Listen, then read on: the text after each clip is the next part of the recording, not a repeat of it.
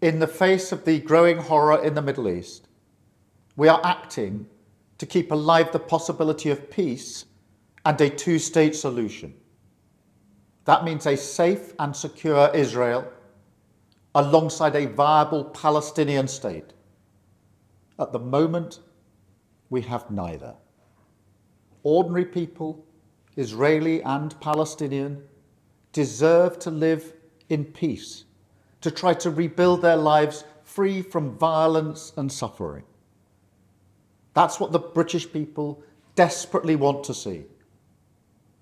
Yet, almost 2 years after the barbaric attacks of October the 7th, hostages are still held by the terrorists of Hamas. Recent images show the hostages suffering and emaciated.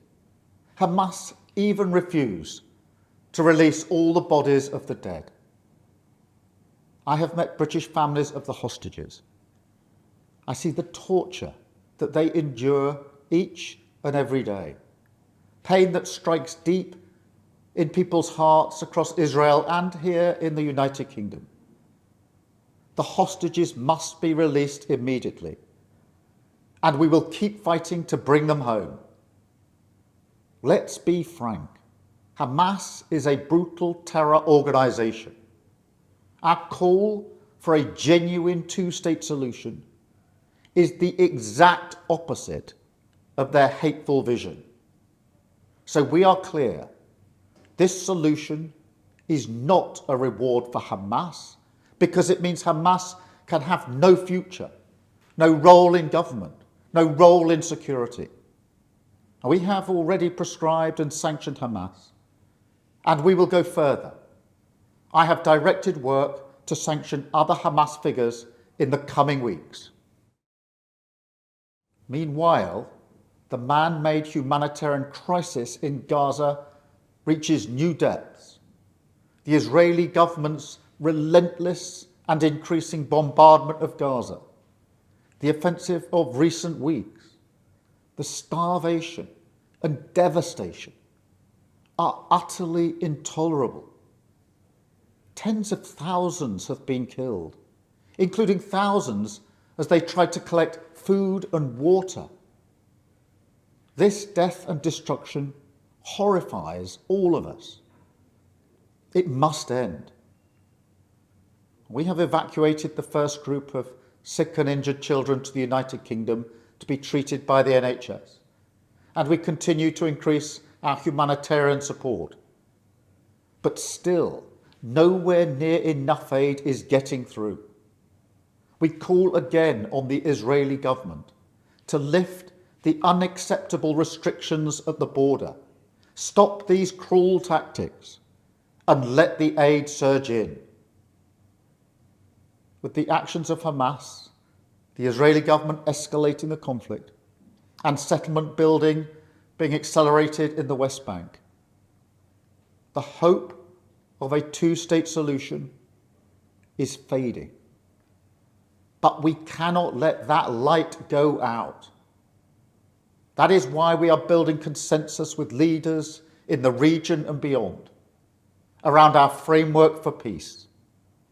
This is a practical plan to bring people together behind a common vision and a series of steps, including the reform of the Palestinian Authority, that takes us from a ceasefire in Gaza to negotiations on a two-state solution. We will keep driving this forward. As part of this effort, I set out in July the terms upon which we would act in line with our manifesto to recognise Palestinian statehood. That moment has now arrived.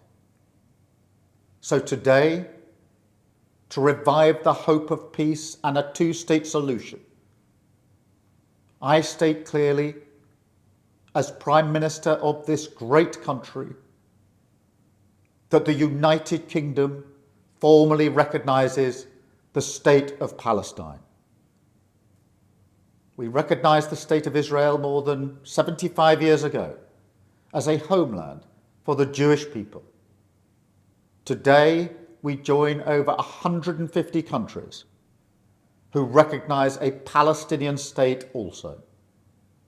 A pledge to the Palestinian and Israeli people that there can be a better future. I know the strength of feeling that this conflict provokes. We have seen it on our streets, in our schools, in conversations we've had with friends and family. It has created division. Some have used it to stoke hatred and fear, but that solves nothing. Not only must we reject hate, we must redouble our efforts to combat hatred in all its forms. We must channel our efforts, united together in hope, behind the peaceful future that we want to see. The release of the hostages, an end to the violence, an end to the suffering, and a shift back towards a two-state solution as the best hope for peace and security for all sides.